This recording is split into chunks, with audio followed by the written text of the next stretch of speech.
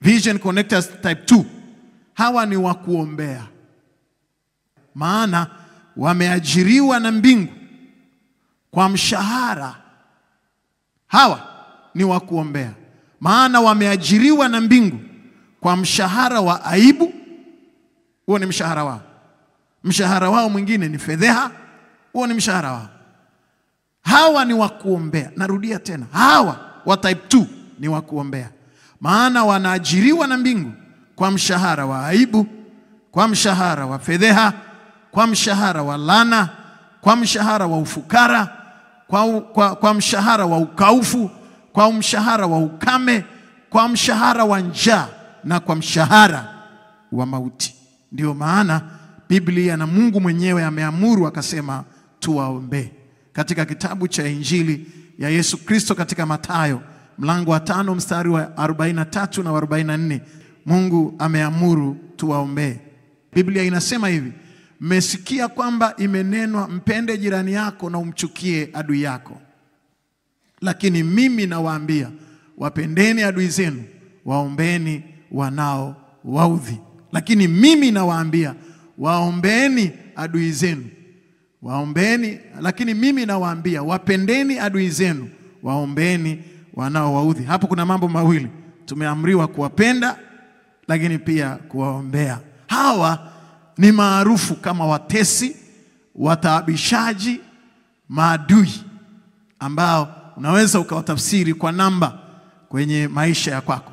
Kila mtesi, kila adui ameajiriwa na mbingu kwa mshahara wa aibu, kwa mshahara wa fedheha, kwa mshahara wa laana, kwa mshahara wa ufukara, kwa mshahara wa ukaufu na ukame na njaa. Na Biblia imesema tuwaombee. Na hapa ndipo jana niliposema kuna upendo wa kupendao ambao hautakusaidia, lakini kuna chuki ya wakuchukiao itakayokusaidia. Mabibi na mabwana, hawa wana wa Israeli, hawa watoto wa Yakobo waliomuuza Yusufu, hawa waliajiriwa na mbingu. Siku ambayo wanaenda Misri na wanafika Misri kwa njaa, kama nilivyokuambia, huwa wanaajiriwa kwa mshahara wa laana, kwa mshahara wa ukame, kwa mshahara wa ukaufu, kwa mshahara wa aibu, kwa mshahara wa njaa na kwa mshahara wa mauti. Ndio maana Biblia inasema waombeni, kwa sababu huo ndio mshahara wao. Walipokwisha kumuuza Yusufu katika maisha yao, na Yusufu akaenda Misri, Mungu akamuinua sana katika nchi ile ya Misri, akawa waziri mkuu wa nchi. Hawa walipata njaa kwa sababu ni mshahara wao. Hawa walipata ukame na ukaufu kwa sababu ni mshahara wao. Hawa walipata aibu na fedheha kwa sababu ni mshahara wao. Na Biblia inasema walipofika mbele za Yusufu, Yusufu akawaambia maneno yale ambayo ndio hayo nayotamani uyasikie. Na hili somo tunasaidiana mwalimu na wanafunzi. It is too hard. Adui ni adui tu na inauma. Hebu punga mkono pamoja na mimi. Bwana asifiwe. Unajua kile ambacho kimetokea. Biblia inasema Yusufu akawaambia ndugu zake siku wanajitambulisha, wameenda pale kwa njaa, na Yusufu anajitambulisha kwao. Anawaambia, kwa hakika ninyi mliniuza, kabisa mliniuza, lakini Mungu alikuwa pamoja nami. Kwa hiyo msihuzunike. Sio ninyi mlioniuza na sio ninyi mlionileta hapa, lakini Mungu alinileta hapa ili niweze kuhifadhi chakula kwa ajili ya ninyi na kwa ajili ya dunia nzima. Maana huu ni mwaka wa pili wa njaa na ipo miaka mingine 5 ya njaa. Ahimidiwe Mungu, alimpa Yusufu kujua ya kwamba hii ulikuwa ni mpango wa Mungu. Kwa hiyo hawa vijana ambao walimuuza, alimtupa kwenye birika, wakamuuza, lakini sio hivyo. Kama kibaba hakikujaa na kipimo hakikujaa, mke wa Potifa naye akamsingizia kesi ya ubakaji. Kuna watu ambao wanaweza wakaenda kwenye maisha yao kutoka heshima mpaka heshima, kutoka neema mpaka neema, kutoka nguvu mpaka nguvu, softly. Wanaendaga soft, akina Yakobo soft. Hivyo kuna ambao wanaendaga soft, wanalelewa na mikono ya huruma. Lakini kuna mtu ambaye ili atoke point A kwenda point B, lazima apite mahali pagumu, na mmoja wapo ni Yusufu. Kwa hiyo nataka kuzungumza na watu wachache wanaopitia mahali pagumu leo. Mungu yuko pamoja na wewe. Biblia inasema ndipo Mungu akawa na Yusufu mle gerezani. Pigie Bwana makofi mengi ya shangwe. Haleluya. Hayo makofi hayatoshi, piga tena anayosikika. Haleluya. Wapendwa mabibi na mabwana, Yusufu anawaambia ndugu zake, sio ninyi mlioniuza hata kidogo, wala msihuzunike. Sio ninyi mliofanya haya, lakini Mungu aliruhusu niwepo hapa, na niko hapa kwa plani kamili, kwa mpango wa Mungu uliokamilika kwenye maisha ya kwangu. Na akawapa chakula, akawaambia nendeni mkamwambie na baba yangu ya kwamba niko hapa, kamwambieni na fahari yote hii ambayo mmenikuta nikiwa nayo, Mungu ameruhusu haya yatokee kwenye maisha ya kwangu.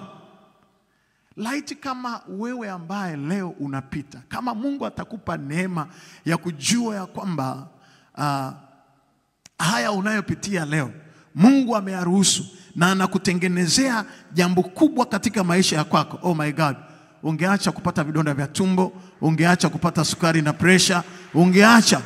Lakini sasa vita ni vita mura. Hebu punga mkono wako pamoja na mimi.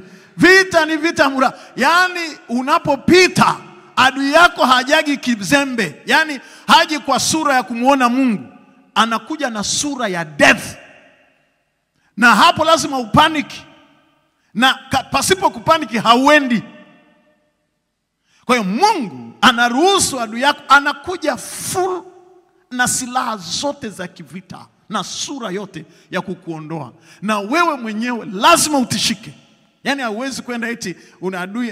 Hata Biblia inasema sijui adui yako akikupiga shavu la kwanza mrudishie la pili, akunyang'anya koti mpe na joho, siku kitu gani? Hayo maneno. Sikiliza nikuambie, katika maisha ya kibinadamu, maisha ambayo Mungu ameruhusu kwenye maisha kwako yatokee, na mahali ambako anataka kukupeleka, hicho kiwango cha mateso kinakuhusu, na sio ya kitoto. Sio ya kitoto. Labda nitasema hivi ndio utanielewa sawa sawa. Ngoja nizungumze hivi. Maisha ya Mordekai. Maisha ya Mordekai. Kuna aina mbili ya viongozi. Kuna viongozi wa aina mbili. Kuna viongozi wa aina mbili duniani kote. Kila leader, mtu akishakuwa leader, akishakuwa kiongozi yoyote popote, kuna viongozi wa aina mbili. Wa kwanza, anayekusaidia kwa huruma na kwa kuugua. Yani yupo kiongozi ambaye anajua niko kwenye position hii ili kuwasaidia watu wanaopita kwenye mikono yangu. Na unaweza ukafanya mistake kabisa ya wazi, anakuita ofisini, anakuambia ilikuwaje? Hapa mbona umekosea data? Kuna kitu ambacho hapa hakipo sawa. Karekebishe hii ripoti. Anakupa ripoti, unaenda unarekebisha. Anakuambia no. Basi niipe niende nayo nyumbani. Anaenda mwenyewe, anairekebisha, alafu anakuambia hii hapa nimeirekebisha namna hii, sign. Una sign. Anakusaidia. Yupo kiongozi wa namna hiyo. Yupo ambaye anakuambia, mbona umekaa muda mrefu hujaenda chuo? Tafuta chuo. Kuna hela ziko hapa, kuna dirisha liko pale, lina hela. Nenda kasome. Anakutafutia na chuo, anakusaidia. Mwingine anakuita na anakuambia no. Kuna mahali nimeona unafiti na mshahara utakuwa mkubwa zaidi. Andika barua, mimi nitakuandikia good recommendation letter. Uende pale, naona patakusaidia. Wapo viongozi wa namna hiyo katika society, katika kampuni, katika taasisi, katika serikali. Wapo viongozi wa namna hiyo. Sasa kuna ngoma ya aina ya pili, ndio hiyo nayozungumza, ambayo wewe ukifanya vizuri wanageuza kuwa mabaya. Na unaishi kwa mtego, unaishi kama digidigi. Ushaona mtu ambaye ofisini anaishi kama digidigi. Yani huamini kama kesho utakuwa kazini. Ngoma iko na wewe mguu kwa mguu. Anayekuchongea, kiongozi wa aina ya pili, anayekuchongea msalaba, anayekukutengenezea kesi, anayekukosesha, anayekuchimbia shimo na kufurahia maumivu yako. Wapo. Na hawa ndio wengi. Hawa ndio wengi wanaofurahia maumivu yako. Yani utashangaa unasema, huyu jamaa mbona ni balaa? Mbona kila mtu anayepita kwenye mikono yake lazima aondoke akiwa analia? Wachache wanaondoka hapo wana magonjwa, wachache wanaondoka hapo wamechanganyikiwa na vichaa, wachache wanaondoka hapo, wengine wamefukuzwa kazi, na yeye she or he have very happy. Yani yuko happy, very happy, very happy. Anapoona watu wanalia, unasema mchungaji, unasemaje? Hamani alialikwa karamuni na Esther Malkia, akala chakula siku ya kwanza, day 1, pamoja na mfalme. Alipotoka akamuona Mordekai mlangoni, akachefukwa. Yani ile sherehe yote ndani yake ni kama iliharibika. Kwa nini? Alimuona Mordekai ndani, nje langoni anatabasamu. Hamani alikosa hamu ya chakula siku ya pili ya kurudi kwenye chakula. Akasema siwezi kurudi ndani kwenye hema ya mfalme nikae na Esther nile chakula, Mordekai akiwa hai au wawe kwanza. Yani nimekosa hamu ya chakula. Ngoja nikwambie, maumivu yako ni furaha ya wengi, na furaha yako ni maumivu ya wengi. Uangalie sana. Ukiona adui yako anacheka na kukubusu na kukukumbatia, huyo ni Yuda, ameshakupiga bei na anakusaliti kwa usaliti wa mauti.